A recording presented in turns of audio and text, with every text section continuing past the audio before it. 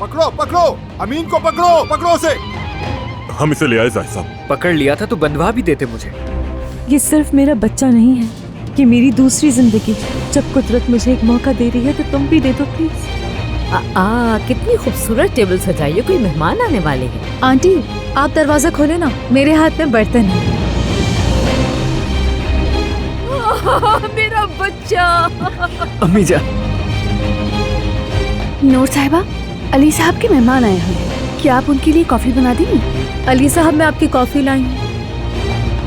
यहाँ तो बड़े बड़े लोग आए। कॉफी रखो और जाओ। घर जाओ तो पड़ोसी, दफ्तर आओ तो सेक्रेटरी। वाकई मजे चल रहे हैं अली साहब। सुनो अली, एक गुजारिश है तुमसे। आदिल बाबा, देखें क्या लाया हूँ मैं आपके लिए।